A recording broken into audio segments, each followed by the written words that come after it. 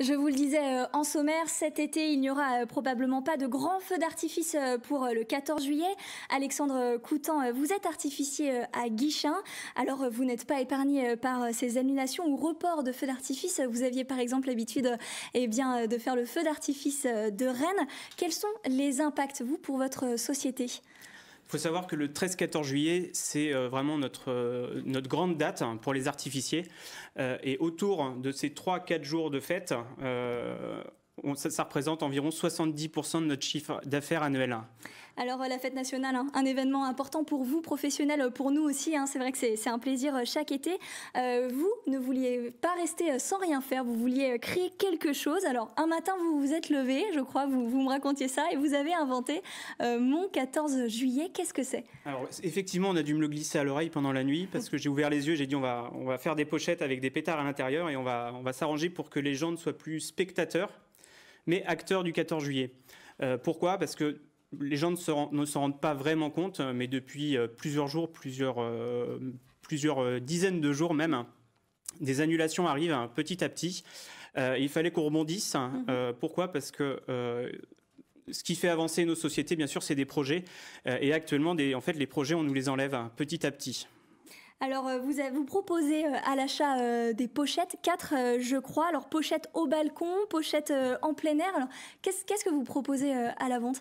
Alors, l'idée, c'est de faire du bruit, voilà, à 20h le 14 juillet, en écho aux applaudissements que les citoyens avaient coutume de faire pendant le confinement, en hommage au travail du personnel soignant. Alors, nous, artificiers, le bruit, c'est notre domaine, voilà, ça en fait partie. Et du coup, on a créé des pochettes qui sont accessibles pour les familles, on va dire, avec dedans des chaînes de petits pétards, des claques-doigts, des serpentins tricolores, voilà, tout ce qui peut faire référence un petit peu au 14 juillet pour que les gens s'amusent. Du coup, à 20h. Et bien sûr, il y a un côté un petit peu solidaire, voilà, à ces pochettes. Alors, vous n'êtes pas venu avec ce soir parce que cette idée, elle est très récente et je crois que vous allez démarrer la production des pochettes la semaine prochaine. Et vous le dites, ça va au-delà de faire la fête puisque c'est aussi un événement solidaire. Derrière, il y a aussi une volonté d'aider encore les soignants. Exactement. En fait, il faut savoir que les pochettes que vous allez retrouver dans différentes enseignes de magasins, pour chaque pochette achetée, 1 € sera reversé à la Fondation Hôpitaux de Paris, Hôpitaux de France. Voilà, c'était notre manière à nous de faire quelque chose aussi à notre niveau.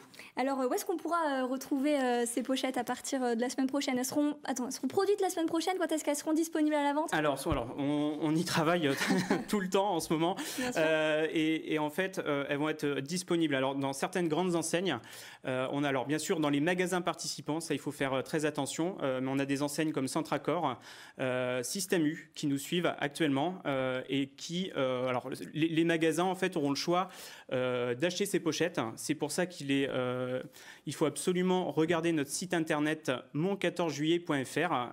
Sur ce site internet, une carte interactive est disponible et chaque jour, nous mettons les nouveaux points de vente de ces pochettes où les gens pourront les retrouver. Et chaque jour, ces points de vente sont de plus en plus nombreux. Merci beaucoup, exactement, Alexandre Coutan, d'être venu nous présenter cette très belle initiative. À coup sûr, on sera dans notre jardin ou à nos balcons le 14 juillet pour célébrer tout ça. Merci beaucoup. Merci beaucoup.